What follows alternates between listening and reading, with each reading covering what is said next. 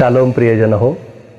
अनुग्रह प्रार्थना सहभागितेची ऑनलाईन उपासना यामध्ये आपलं सगळ्यांचं मनपूर्वक स्वागत. आजच्या उपासनेला सुरुवात करण्यापूर्वी ही उपासना प्रभूच्या हाती देऊया, प्रार्थना करूया. परमदयाळू परमेश्वरा, आम्ही ऋणी आहोत. तू जो जगाचा निर्माण करता आहेस तू आमची काळजी घेतोस, आम्हाला दररोज नवीन आशीर्वाद देतोस. आज देखील या नवीन रविवारचा आशीर्वाद दिलेला आहेस. तुझी उपासना करण्याची संधी देण्याचा आशीर्वाद दिलेला आहेस. याबद्दल आम्ही तुझे ऋणी आहोत. प्रभू, आम्ही वेगवेगळ्या ठिकाणी आहोत आणि वेगवेगळ्या उपकरणांवर ही उपासना पाहत आहोत, परंतु आम्ही सर्वजण एक दिलानं तुझी उपासना करण्याचा प्रयत्न करत आहोत. आम्ही तुला प्रार्थना करतो, आमचं लक्ष विचलित न होता आम्ही एकाग्र मनानं तुझी उपासना करावी म्हणून तू आमचं सहाय्य कर. आम्हाला तुझ्या उपासनेचा आनंद दे. आम्ही मनानं, खरेपणानं, आत्म्यानं तुझी उपासना करावी आणि तुला आनंद द्यावा म्हणून तू आमचं सहाय्य कर. प्रभू, आम्हाला तुझा आशीर्वाद हवा आहे, तुझ्या सान्निध्याचा अनुभव हवा आहे, यासाठी की आमचं जीवन बदलावं आणि आमच्या जीवनाद्वारे अनेकांना तुझा आशीर्वाद मिळावा. प्रभू, आजची सर्व उपासना तू मान्य करून घे. तू नेतृत्व कर, तू आमचं सहाय्य कर. ही प्रार्थना येशू आमचा तारणारा त्याच्या नावानं तुझ्या चरणाशी करतो म्हणून तो ऐक. आमेन. चला तर प्रियजनो, स्तुतिगीतं गाऊया. आज कॅनडाहून डॅनियल आणि जोएल पंडित ही भावंड प्रभूची स्तुती करण्यामध्ये आपलं पुढारीपण करत आहेत. इंग्रजी गीतं आहेत, परंतु आपल्या सगळ्यांचे परिचित आहेत आणि मला ह्या भावंडांचं फार कौतुक वाटतं. प्रभूसाठी अत्यंत आवश्यक आहेत आणि प्रभू सेवेमध्ये हिरिरीनं पुढाकार घेतात. चला तर त्यांच्याबरोबर आपण देखील प्रभूची स्तुती करूया.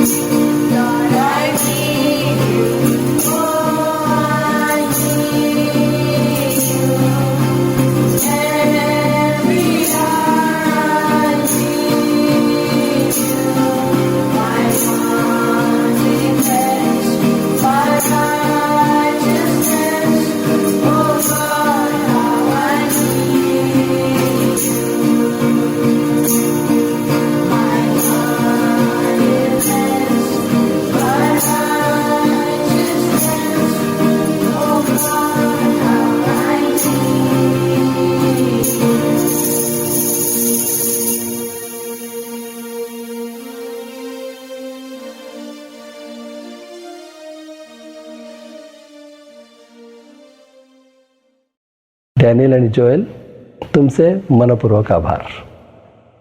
अशाच रीतीनं आणखीन गाणी गा, प्रभूची स्तुती करा, आम्हाला देखील प्रभूच्या स्तुतीचा आनंद द्या.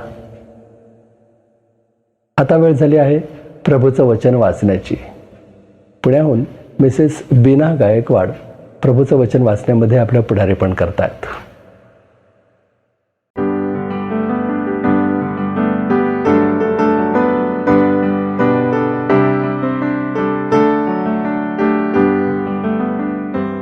Praise the lord. प्रभूला गौरव असो.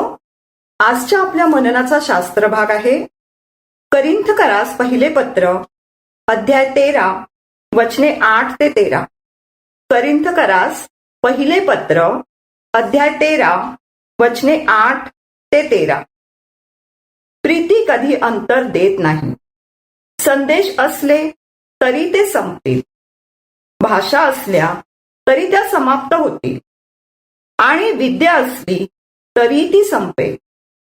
कारण आपल्याला केवळ अंशतः कळते आणि अंशतः संदेश देता येतो. पण जे पूर्ण ते येईल तेव्हा अपूर्णता नष्ट होईल.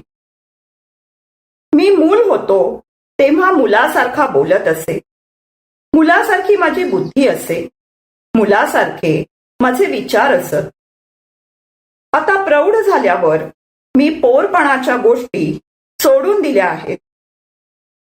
कारण हल्ली आपल्याला आरशात अस्पष्ट असे दिसते, परंतु नंतर आपण साक्षात पाहू.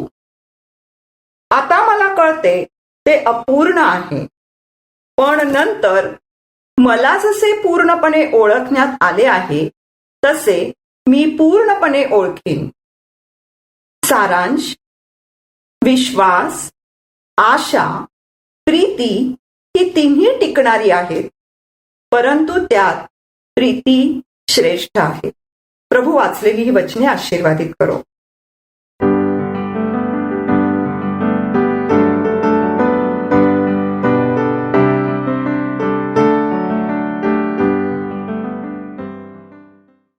बीनाताई, प्रभूचं वचन वाचण्यात आमचं पुढारीपण केलं, तुमचे मनपूर्वक आभार. तुम्ही नेहमीच अगदी तत्परतेनं आपले व्हिडिओ आम्हाला पाठवता आणि आमचं सहकार्य करता. तुमच्या या सहकार्याबद्दल तुमचे मनपूर्वक आभार. आता दानार्पणाची वेळ झाली आहे. उपासना संगीतातील हे गीत गाऊया आणि आपलं दान प्रभूच्या चरणी आणूया.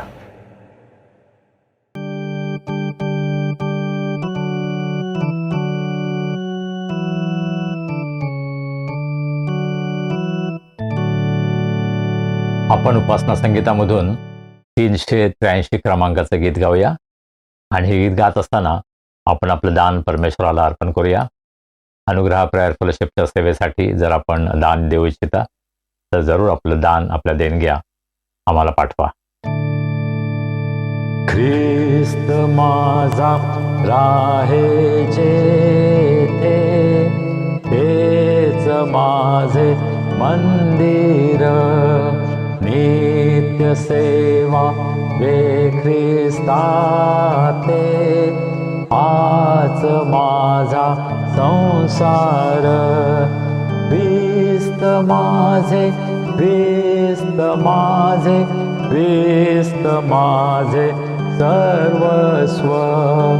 ख्रिस्त माझे, ख्रिस्त माझे, ख्रिस्त माझे सर्वस्व. ख्रिस्त ज्यांचा बंधू ते, आप्त माझे जीवाचे. सेविती जे प्रेमे त्याते, पाय सेवी मी त्यांचे. ख्रिस्त माझे, ख्रिस्त माझे, ख्रिस्त माझे सर्वस्व.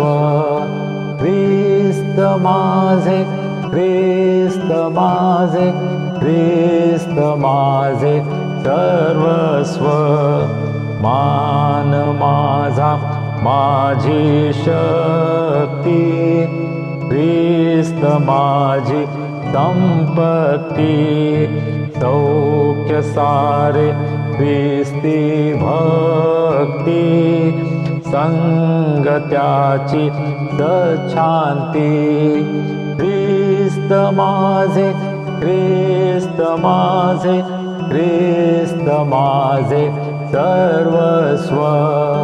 ख्रिस्त माझे, ख्रिस्त माझे, ख्रिस्त माझे सर्वस्व.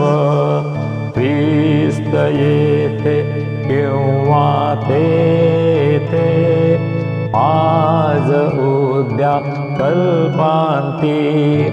व्यापी विश्वाते कालाते, राही माझ्या हे चित्ती. ख्रिस्त माझे, ख्रिस्त माझे, ख्रिस्त माझे सर्वस्व. ख्रिस्त माझे, ख्रिस्त माझे, ख्रिस्त माझे सर्वस्व. आपण प्रार्थना करूया आणि हे दान प्रभूच्या हातामध्ये सोपूया. आमचे अत्यंत प्रेमळ परमेश्वरा, आम्ही तुझे मनापासून उपकार मानतो. आजचा सुंदर दिवस तू आम्हा सर्वांना आमच्या जीवनामध्ये दाखवलास. तू आमची काळजी घेतलीस, आम्हाला लागणाऱ्या सर्व गोष्टी पुरवल्यास. तुझे अनेक आशीर्वाद तू आम्हाला आमच्या जीवनामध्ये अनुभवास दिले आहेत. प्रभू, त्या सर्व आशीर्वादांबद्दल आम्ही तुझे मनापासून उपकार मानतो. तुझ्या आशीर्वादांची जाणीव ठेवून अत्यंत अल्पसं दान आज आम्ही तुझ्या भांडारामध्ये आणलं आहे. प्रभू, या दानाचा तू स्वीकार कर, हे आशीर्वादित कर. या दानाचा उपयोग सुवार्ता प्रसार कार्यासाठी, मंडळीच्या आध्यात्मिक उन्नतीसाठी, अनुग्रह प्रेयर फेलोशिप आणि हा संदेश ऐकणाऱ्या प्रत्येकाच्या जीवनामध्ये प्रभू तुझं अद्भुत कार्य होण्यासाठी या दानाचा उपयोग तू करून घे, अशी आम्ही तुला विनंती करतो.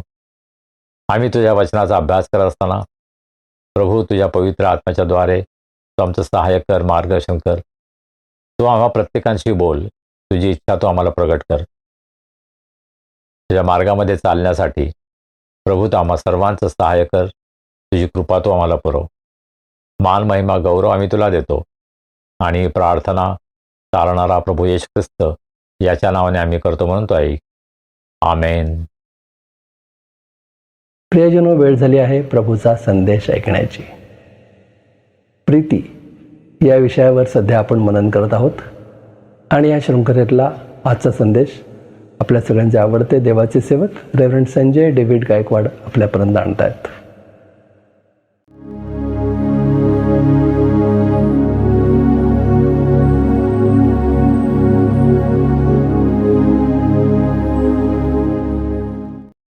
शालोम.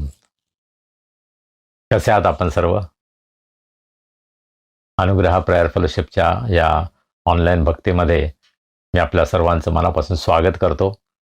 मला अतिशय आनंद वाटतो. दर आठवडी, दर रविवारी या निमित्तानं आपली भेट होते. प्रभूच्या वचनामध्ये आम्हाला सहभागिता मिळते. प्रभूची स्तुती आराधना करण्यासाठी प्रभू आम्हाला संधी देतो. त्याबद्दल मी प्रभूला मनापासून धन्यवाद देतो आणि आपल्या सर्वांच्या सहभागाबद्दल मी मनापासून आपले आभार मानतो. मागच्या रविवारच्या संदेशाबद्दल ब्रदर मयंक नोएल यांनी अतिशय सुंदर आपला अभिप्राय दिला आणि अतिशय मुद्देसूद रीतीनं संदेशाचं विश्लेषण किंवा संदेशाची माहिती त्यांनी सर्वांसाठी आमच्या व्हॉट्सॲप ग्रुपमध्ये दिली. त्याबद्दल मी त्यांचा आभारी आहे आणि मला खूप उत्तेजन मिळतं ज्या प्रकारे अशा प्रकारचं फीडबॅक, अशा प्रकारची प्रतिक्रिया, अशा प्रकारचा प्रतिसाद आम्हाला आपल्याकडून मिळतो. त्याचा अर्थ आपण ऐकत आहात, आपण विचार करता आणि आपल्यासाठी हा आशीर्वाद ठरत आहे हे समजल्यानंतर आम्हाला अतिशय आनंद वाटतो. आणि म्हणून माझी आपल्या सर्वांना विनंती आहे की आपण जरूर आम्हाला आपल्या प्रतिक्रिया कळवा. आपल्याला जर आशीर्वाद मिळाला असेल तर ते सांगा. जर आपल्याला एखादी गोष्ट खटकली असेल तर ते सुद्धा सांगा, म्हणजे आम्हाला सुधारणा करता येईल. आम्ही स्वतःला परिपूर्ण समजत नाही. मी परिपूर्ण नाही आहे. माझ्याकडून चुका होतात आणि म्हणून जर माझ्याकडून चूक झाली तर तुम्ही मला त्याची जाणीव करून द्यायला पाहिजे आणि त्याबद्दल आपली क्षमा मागण्याची सुद्धा माझी तयारी आहे. गेल्या रविवारच्या भक्तीमध्ये रेबेका आणि रूथ मावस्कर ज्या सर्बियामध्ये असतात त्यांनी अतिशय सुंदर गीतं आपल्यासाठी सादर केली. उर्दू भाषेतली गाणी होती, परंतु अतिशय सुंदर आवाजामध्ये सुंदर अर्थपूर्ण अशी गाणी त्यांनी आपल्यासाठी सादर केली आणि प्रभूची स्तुती आराधना करण्यासाठी त्यांनी आमचं सहाय्य केलं. त्याबद्दल या दोन्ही बहिणींचा मी मनापासून आभारी आहे. जे बायबल रीडिंग होतं ते आम्ही जुनंच वापरलेलं आहे. करिंथकरास पहिले पत्र 13वा अध्याय 1 ते 7 ही वचनं आधीच वाचली होती आणि मिसेस शैलजा घाटगे ज्यांनी याचं वाचन केलं होतं तेच आपण यावेळेस सुद्धा आपण त्याचा उपयोग केलेला आहे. त्याबद्दल मी त्यांचा आभारी आहे. इंग्रजीमध्ये ब्रदर सतीश साळवे यांनी आधी वाचन केलं होतं, त्याचा पण आपण उपयोग केला आहे. खरं म्हणजे ब्रदर विजय विस्पुते आणि सिस्टर बीना गायकवाड यांनी मागच्या आठवड्यामध्येच शास्त्रवाचन केलं होतं, परंतु तो शास्त्रभाग मी माझ्या मननासाठी वापरला नाही आणि म्हणून आजच्या भक्तीमध्ये या रविवारी आपण त्या शास्त्रभागाचा उपयोग केलेला आहे आणि ब्रदर विजय विस्पुते आणि सिस्टर बीना गायकवाड यांचा मी आभारी आहे. आपल्या या भक्तीमध्ये आपण भाग घ्यावा यासाठी मी आपल्याला नेहमीच आमंत्रित करत असतो, परंतु क्वचितच कोणीतरी अशा प्रकारे स्वयंस्फूर्तीनं पुढं येतं आणि त्याचं मला वाईट वाटतं. खरं म्हणजे प्रभूची सेवा करण्यासाठी ही लहानशी संधी आपल्याला जरूर मिळते आणि माझी इच्छा आहे की आपल्यापैकी अनेकांनी त्या संधीचा फायदा घ्यावा आणि आमच्या भक्तीमध्ये आपण सहभागी व्हावं. आपण शास्त्रभाग वाचू शकता, आपण गीत गाऊ शकता, आपण प्रार्थना करू शकता. वेगवेगळ्या माध्यमातून या भक्तीमध्ये आपण सहभागी होऊ शकता. आपल्या मुलांना शास्त्रवचनं वाचायला सांगा, पाठ म्हणायला सांगा, गाणं म्हणायला सांगा. त्यांचा सुद्धा सहभाग आपल्या भक्तीमध्ये घेण्यासाठी मला खूप आनंद वाटेल. दर रविवारी शास्त्र वाचनासाठी, गीतांसाठी आम्हाला गरज असते लोकांची आणि आपण जरूर त्यामध्ये आमची मदत करू शकता. त्यामध्ये आपल्याला कुठलाही खर्च येणार नाही. फक्त आपला वेळ तुम्हाला द्यावा लागेल आणि हे रेकॉर्डिंग करावं लागेल आणि आम्हाला पाठवावं लागेल. तुम्ही प्रवास करायची पण गरज नाही. तुम्ही आपल्या घरामध्ये बसून गाणी गाऊ शकता, शास्त्र वाचन करू शकता. कोणत्या अशा प्रकारे ज्यामध्ये भक्तीमध्ये आपण सहभागी होऊ शकता अशी कोणतीही गोष्ट आपण करू शकता आणि आम्हाला पाठवू शकता. परंतु प्रत्येक रविवारी मला विनंती करावी लागते, हा शास्त्रभाग वाचाल का, हा शास्त्रभाग वाचाल का. अद्याप कोणीच पुढे येऊन म्हणत नाही की माझी तयारी आहे शास्त्रभाग वाचायची, मला शास्त्रभाग कळवा आणि मी रेकॉर्ड करून तुम्हाला पाठवेन. अशा प्रकारे अद्याप मला कोणीच सांगितलेलं नाही. आणि म्हणून आपल्याला ही संधी आहे. पुढच्या रविवारच्या भक्तीमध्ये जर आपल्यापैकी कोणालाही भाग घ्यायचा असेल, कोणतीही गोष्ट करायची असेल, तर कृपा करून आम्हाला कळवा आणि आम्ही निश्चित तुम्हाला सांगू की कोणत्या प्रकारे आपण या भक्तीमध्ये सहभागी होऊ शकता. मी हे आपल्याला सांगत आहे की 26 एप्रिल 2025 मध्ये आपण आपली उपकासची भक्ती प्रार्थना घेणार आहोत बायबल सेंटर पुण्यामध्ये आणि त्यासाठी फार कमी लोकांनी अद्याप नावं दिलेली आहेत. माझी आपल्या सर्वांना विनंती आहे, कृपा करून आपलं नाव नोंदणी करा, म्हणजे आम्हाला समजेल की किती लोक येणार आहेत आणि त्याप्रमाणे आम्हाला तयारी करता येईल. खरं म्हणजे नोंदणी फी घेण्याची माझी अजिबात इच्छा नाही. 50 रुपये फार लहान रक्कम आहे, ती सुद्धा घेण्याची माझी इच्छा नाही. पण त्यामध्ये आम्हाला संख्या कळेल, आकडा कळेल की किती लोक येणार आहेत आणि त्या दृष्टीनं तयारी करता येईल, म्हणून ही रजिस्ट्रेशन फी ठेवलेली आहे. खरं म्हणजे रजिस्ट्रेशन फी ठेवण्याची काही गरज नाही. आमचा विश्वास आहे की प्रभू आमची सर्व गरज पुरवेल. या उपकासुदीच्या प्रार्थनेसाठी जो काही खर्च आम्हाला लागणार आहे तो सर्व प्रभू त्याच्या भांडारामधून आम्हाला पुरवणार आहे, याविषयी माझ्या मनामध्ये काहीच शंका नाही. आणि म्हणून आपण प्रार्थना करावी आणि आपली नाव नोंदणी करावी, ही माझी मनापासून आपल्याला विनंती आहे. मागच्या रविवारी करिंथकरास पहिले पत्र 13वा अध्याय 7व्या वचनापर्यंत आपण अभ्यास केला आणि आज आपण 8व्या वचनापासून पुढे पाहणार आहोत. परंतु त्याकडे जाण्या अगोदर 4 ते 7 हा जो भाग आहे त्या भागामध्ये फार सुंदर गोष्टी सांगितलेल्या आहेत, नाही का, आपण जे पाहिलेलं आहे की जे अतिशय पॉझिटिव्ह गोष्टी आहेत की प्रीती सहनशील आहे, परोपकारी आहे. आणि मग प्रीती काय करत नाही ते आपण पाहिलं. हेवा करत नाही, बडाई मारत नाही, फुगत नाही, गैरशिस्त वागत नाही, स्वार्थ पाहत नाही, चिडत नाही, अपकास म्हणत नाही, अनितीत आनंद मानत नाही, तर सत्यासंबंधी आनंद मानते, ती सर्व काही सहन करते, सर्व काही खरे मानण्यास सिद्ध असते, सर्वांची आशा धरते, सर्वांसंबंधाने धीर धरते. या सगळ्या गोष्टी आपण पाहिल्या. आणि मग 8व्या वचनाकडे आपण जेव्हा येतो तेव्हा आपण हे पाहतो, प्रीती कधी अंतर देत नाही. इंग्रजीमध्ये असं म्हटलं आहे, लव्ह नेव्हर फेल्स. इंग्रजीमध्ये जे शब्द वापरण्यात आलेले आहेत ते मला असं वाटतं की जास्त प्रभावी आहेत, पण त्याचा अर्थ एकच आहे की प्रीती कधी अंतर देत नाही. आणि मग पाऊल असं म्हणतो, संदेश असले तरी ते संपतील, भाषा असल्या तरी त्या समाप्त होतील आणि विद्या असली तरी ती संपेल. 8व्या वचनाची सुरुवात करताना पाऊल असं म्हणतो की प्रीती कधी अंतर देत नाही. प्रीती आम्हाला कधी निराश करत नाही. प्रीती कधी आम्हाला सोडून जात नाही. प्रीती ही सर्व काळ टिकणारी आहे. परमेश्वराचे अनेक गुण आपण पाहतो, त्यामध्ये परमेश्वराची प्रीती, परमेश्वराचं प्रेम हा जो विषय आहे तो उत्पत्तीच्या पुस्तकापासून ते प्रगटीकरणाच्या पुस्तकापर्यंत आहे हे आपल्याला दिसून येतं. पवित्र शास्त्राच्या जणू काही प्रत्येक पानावर देव प्रीती आहे असं लिहिलेलं आहे. फार लहानसं वाक्य नाही का, देव प्रीती आहे. लहानपणी मला खात्री आहे की आपण सर्वांनी हे वचन पाठ केलं होतं. जेव्हा कधी वचन पाठ म्हणायची वेळ यायची तेव्हा या वचनाचा आम्हाला फार मोठा आधार होता, देव प्रीती आहे. परंतु ह्या लहान वाक्यामध्ये किती प्रचंड मोठा अर्थ भरलेला आहे, किती मोठं तत्वज्ञान याच्यामध्ये आहे. संपूर्ण जगाचा इतिहास बदलून टाकण्याचं सामर्थ्य या एका वाक्यामध्ये आहे, जे वाक्य आम्हाला असं सांगतं की देव प्रीती आहे. आणि या प्रीतीविषयी बोलत असताना पाऊल असं म्हणतो की प्रीती कधी अंतर देत नाही. Love never fails. जीवनावरील सर्व गोष्टी आम्हाला अंतर देतील, आमचे प्रियजन, आमचे मित्र, आमचे परिचित, आमचे कोणतेही जवळचे, कधीतरी आमच्या जीवनामध्ये असा प्रसंग येतो की ते आम्हाला सोडून जातात, परंतु प्रीती कधी अंतर देत नाही. प्रीती आम्हाला सोडत नाही. प्रीती शेवटपर्यंत विश्वासू असते. हा विचार पौल या ठिकाणी सांगत आहे. अर्थात 1 कोरिंथ 13 हा संपूर्ण अध्याय प्रीतीवर आहे, हे आपल्याला सर्वांना माहीत आहे. आपण हे सुद्धा पाहिलेलं आहे की ही प्रीती म्हणजे ख्रिस्त, देवाची प्रीती. स्वतः येशू ख्रिस्त म्हणजे प्रीती आहे. प्रभू येशू ख्रिस्तामध्ये देवाची प्रीती काय आहे याचा अनुभव आम्ही घेतो.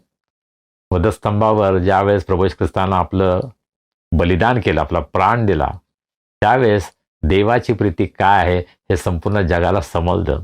आणि आज ती प्रीती जगातील सर्व लोकांना आपल्याकडे आकर्षित करते.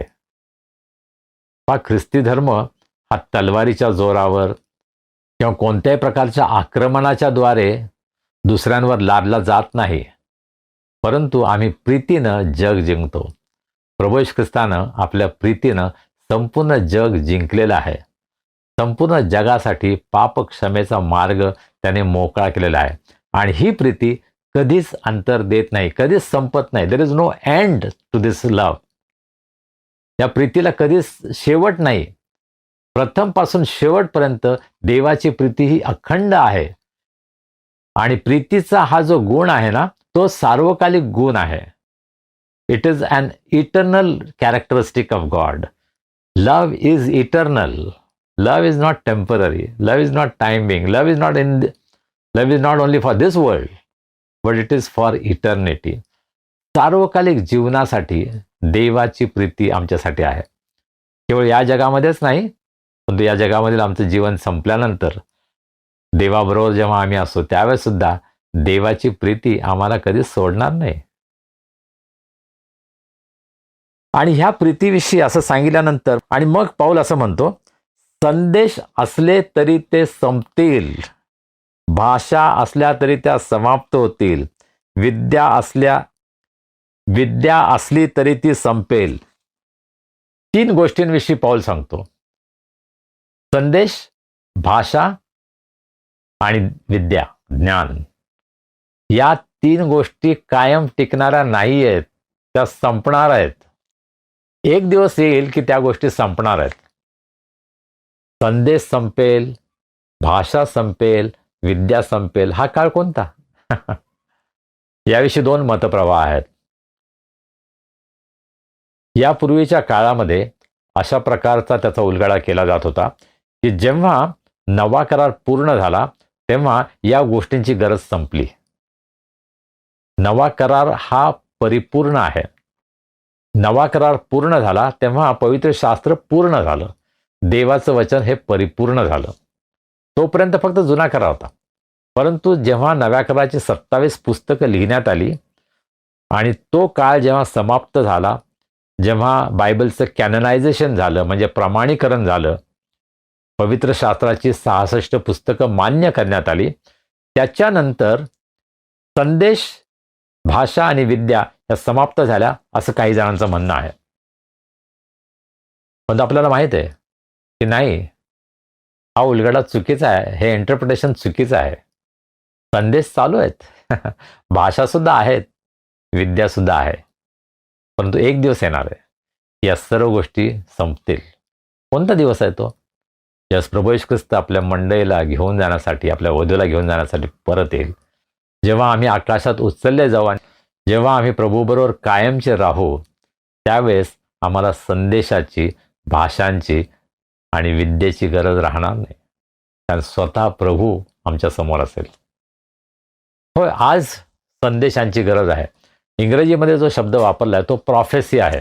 प्रॉफेसी म्हणजे भविष्य कथन असं आम्हाला वाटतं, परंतु प्रॉफेसीचा खरा अर्थ देवाचं वचन गाजवणं, देवाचा संदेश देणं हे आहे.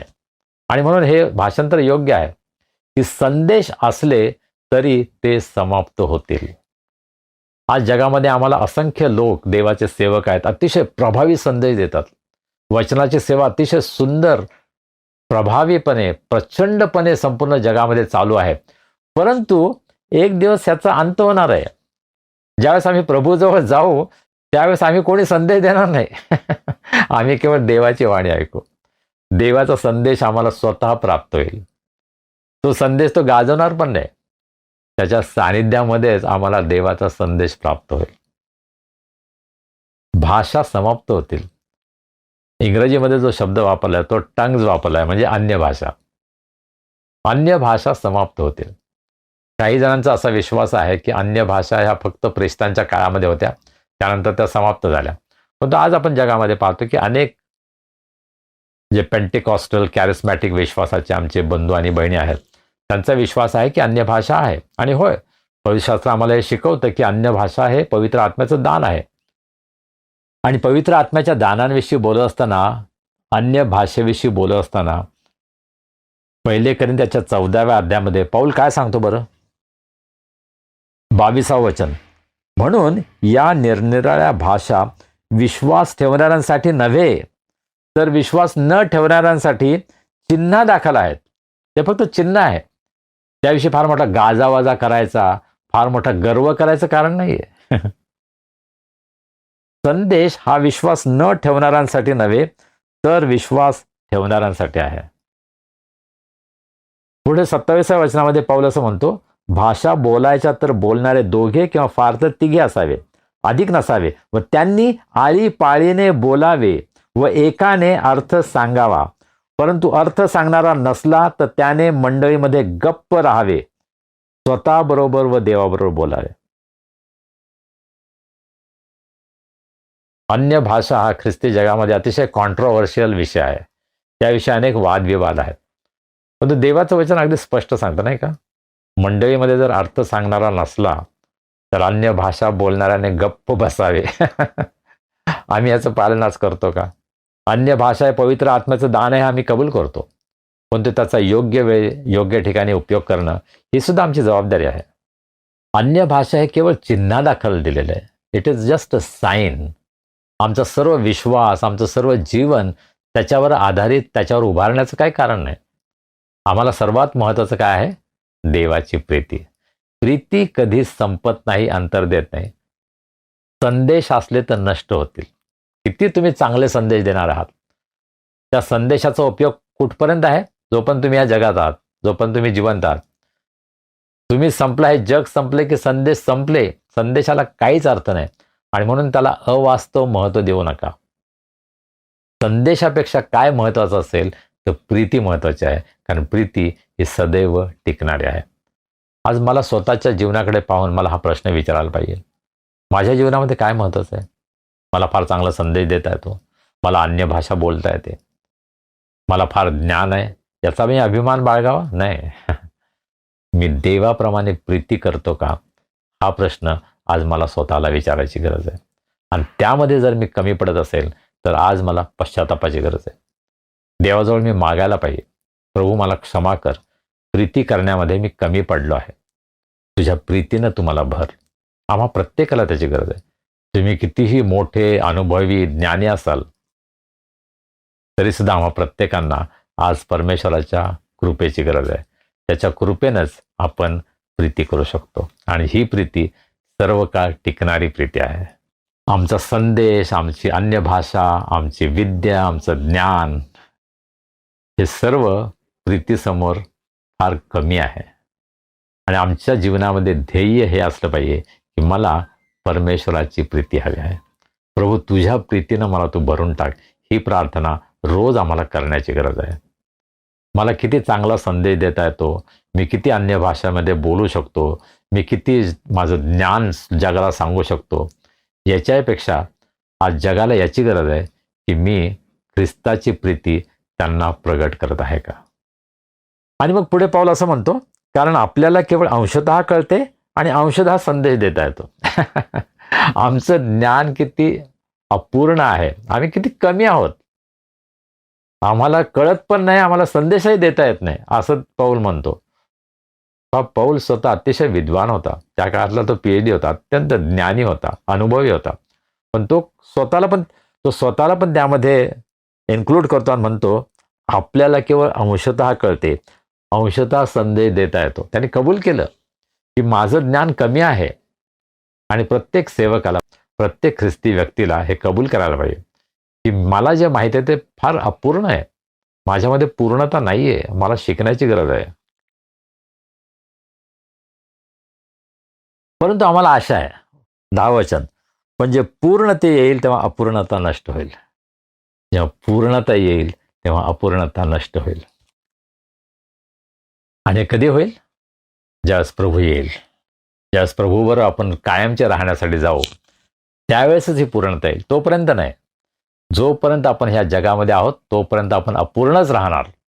आम्ही किती शिकलो, आम्ही किती अनुभव आम्ही घेतला, आमचं वय काही असलं तरी सुद्धा आम्ही अपूर्ण आहोत. परंतु एक दिवस येणार आहे ज्यास प्रभू आपल्याच बरोबर असेल आणि प्रभू आम्हाला पूर्ण करेल. आम्हाला पूर्ण करण्याचं काम देवाचं आहे, प्रभू येशू ख्रिस्ताचा आहे. तो आम्हाला पूर्ण करण्याचं अभिवचन देतो. ख्रिस्तामध्ये आपण परिपूर्ण होतो. आणि मग स्वतःविषयी बोलत असताना किंवा याचं प्रॅक्टिकल इम्प्लिकेशन, याचं लागूकरण करत असताना पाऊल पुढे काय म्हणतो? मी मूल होतो तेव्हा मुलासारखा बोलत असे, मुलासारखी माझी बुद्धी असे, मुलासारखे माझे विचार असत. आता प्रौढ झाल्यावर मी पोरपणाच्या गोष्टी सोडून दिल्या आहेत. जी कॉमेंट्री मी वापरतो त्याच्यामध्ये असं म्हटलेलं आहे की आम्ही सर्व बालिशपणा करत असतो. आमच्या आध्यात्मिक जीवनामध्ये आम्ही खूप पोरकटपणा दाखवत असतो, बालिशपणा दाखवत असतो. आणि ज्या प्रकारे लहान मुलांना खेळणी आवडतात ना, त्या प्रकारे आम्हाला सुद्धा आमच्या जीवनामध्ये अशा काही गोष्टींची सवय असते.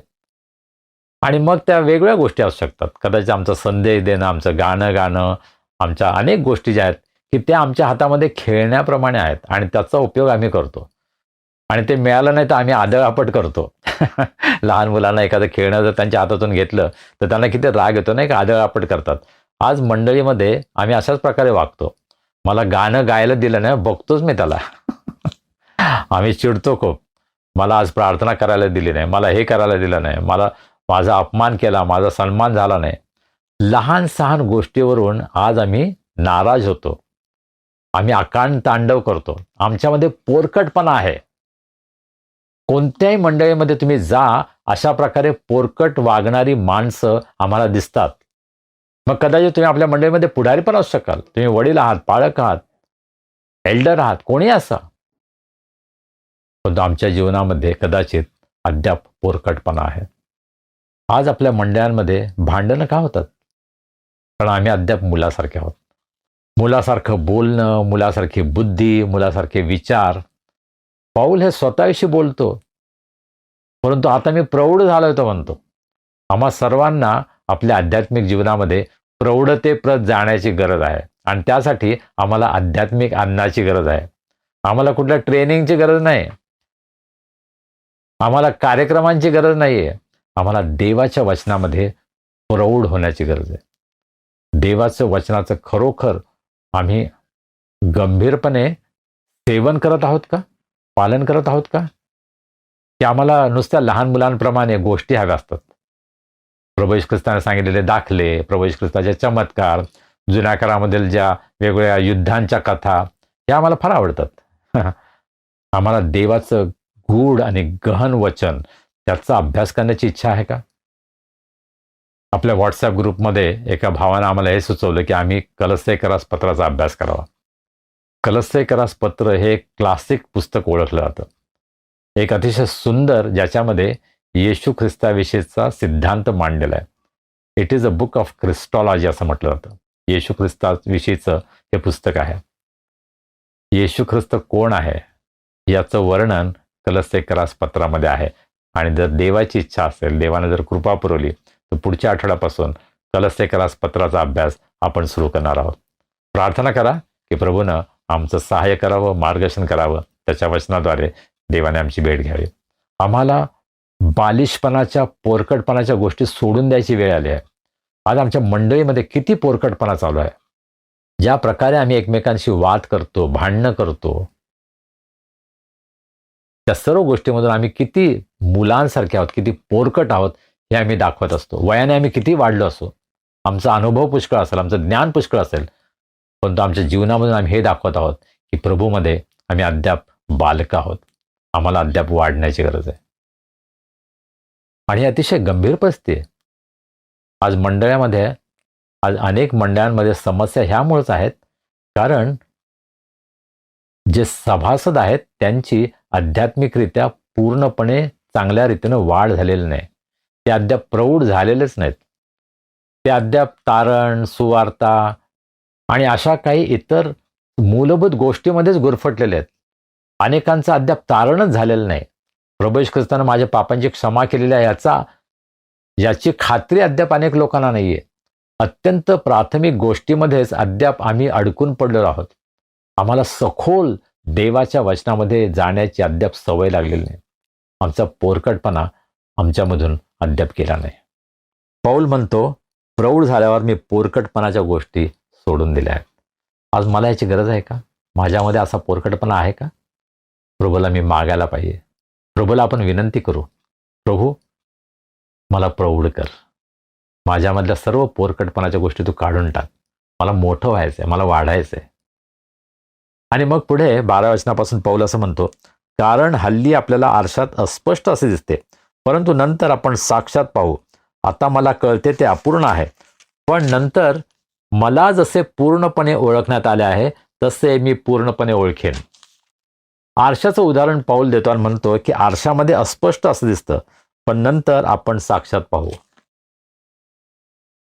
आरसा किती चांगला असला, स्वच्छ असला, तरी आरशामध्ये आपल्याला 3 डायमेन्शन व्ह्यू मिळत नाही. आम्हाला संपूर्णपणे स्वतःला पाहता येत नाही. पण दुसरे आम्हाला पाहू शकतील, परंतु मला स्वतःला आरशामध्ये पूर्णपणे पाहता येत नाही. अपूर्ण आहे ते. असं म्हणतात की करिंथ येथील करिंथ शहरामध्ये जे आरसे होते ते अतिशय उत्कृष्ट अशा दर्जाचे होते, हाय क्वालिटी. परंतु कोणताही व्यक्ती पूर्णपणे त्या आरशामध्ये स्वतःला पाहू शकत नव्हता. इतके मोठे ते नसायचे. त्याची मर्यादा होती. फक्त अर्धच शरीर तुम्ही पाहू शकत होता. आणि आज आम्हा सर्वांची ही परिस्थिती आहे. होय, प्रभूचं वचन आम्हाला आरशाप्रमाणे आहे, परंतु अद्याप आम्हाला स्वतःची ओळख पटलेली नाही. आज आम्हाला पूर्णपणे स्वतःला जाणून घेण्याची, ओळखून घेण्याची गरज आहे. आणि पौल असं म्हणतो की मला जसं पूर्णपणे ओळखण्यात आलेलं आहे तसं मी पूर्णपणे ओळखेन. पण देवाची आमची जी ओळख आहे ना, ती मर्यादित आहे. देवाविषयीचं ज्ञान हे परिपूर्ण नाही आहे. आम्ही आमच्या शारीरिक मर्यादेमध्ये आहोत. त्यामुळे देवाविषयीचं पूर्ण ज्ञान या जगामध्ये आम्हाला शक्य नाही.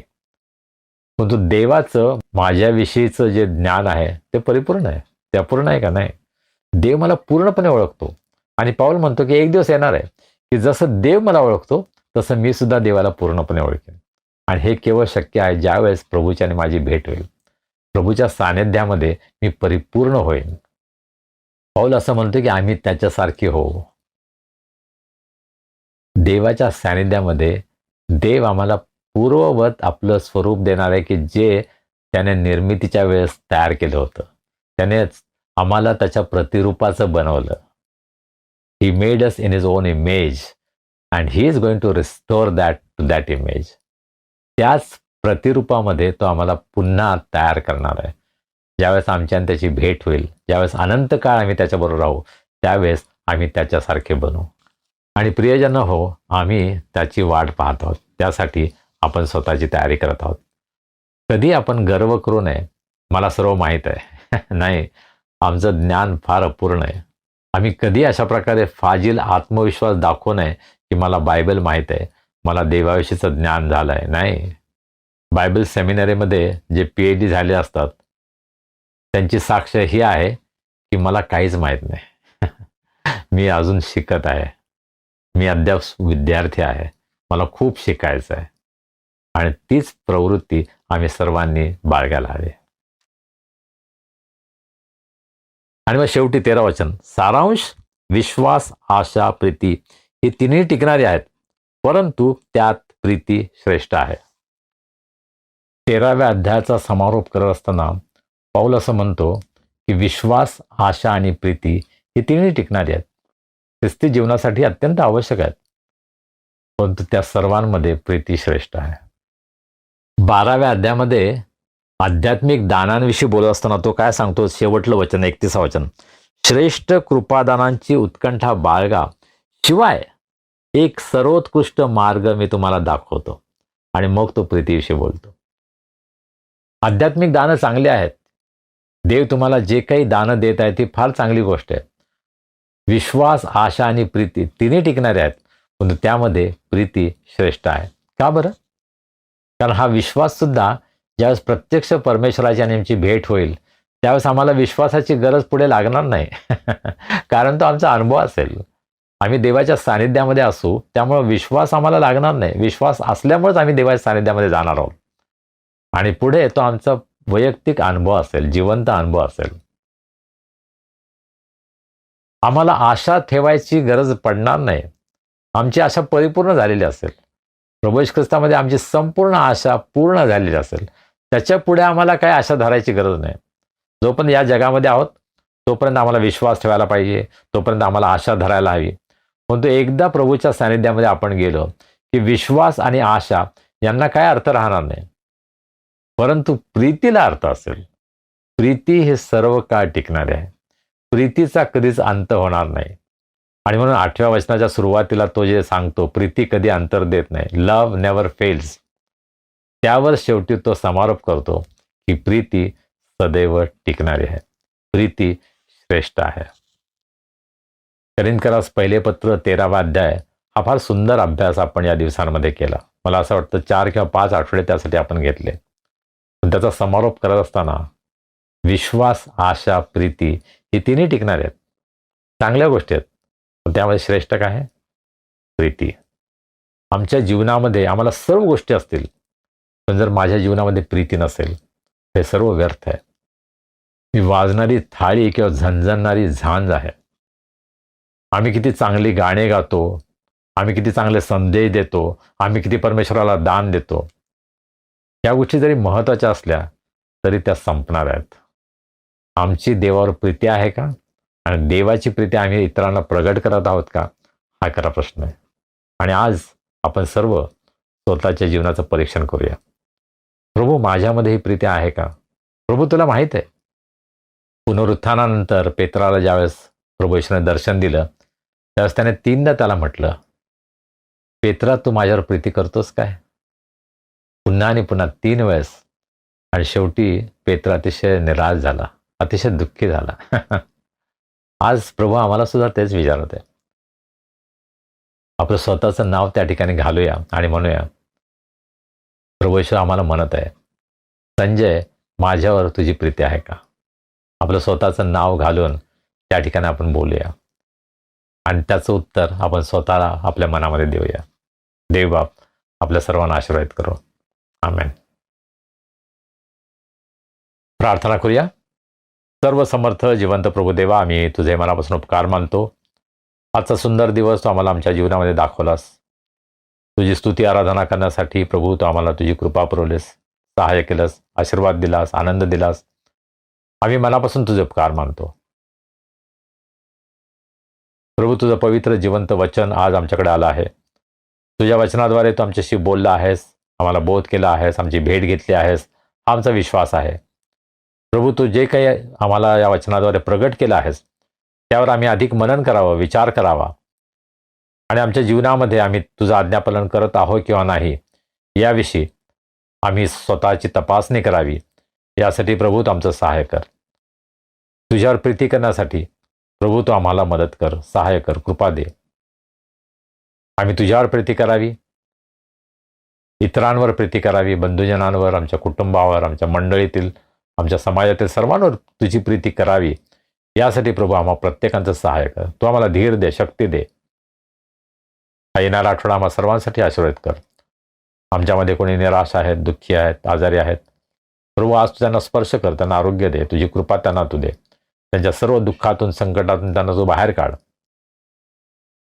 ज्यांचे वाढदिवस आहेत, विवाहाचे वर्धापन दिन आहेत, प्रभू त्यांच्याबद्दल आम्ही तुला धन्यवाद देतो, तुझी स्तुती करतो.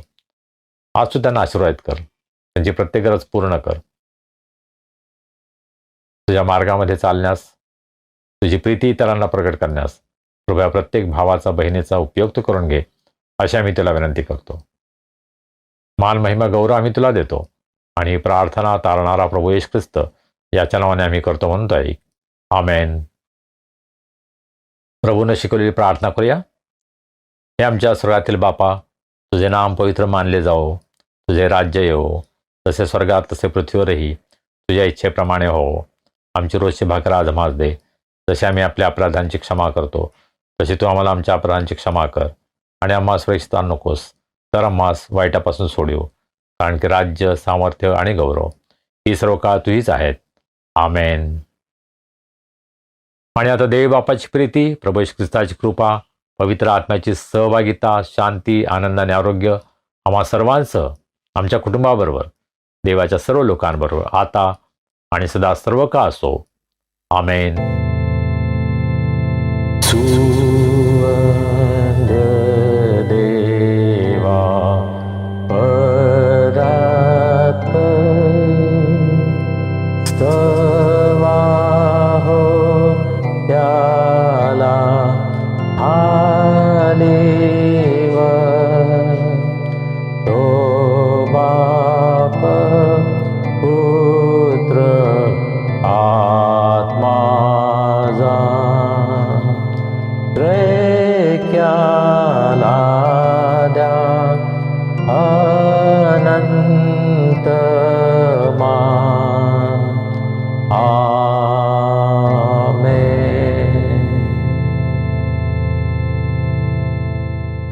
शालोम. प्रियजन हो, आजची उपासना कशी वाटली? त्यातून तुम्हाला आशीर्वाद मिळाला? प्रभू तुमच्याशी बोलला? तुमच्या जीवनामध्ये काही बदल त्याने सुचवले? तुम्ही ते करणार ना? मग ही संधी इतरांनाही द्या. तुमच्या नातेवाईकांना, मित्रमंडळींना या उपासनेची लिंक पाठवा, त्यांनाही आशीर्वाद मिळेल. आणि आपल्या ह्या उपासनेचं यूट्यूब चॅनल सबस्क्राईब करा, लाईक करा आणि शेअर करा. प्रियजन हो, अनेकांना असं वाटतं, ज्यावेळेस अनेक सबस्क्रायबर मिळतात, लाईक्स मिळतात, शेअर्स होतात, त्यातून आम्हाला काही पैसे मिळतात.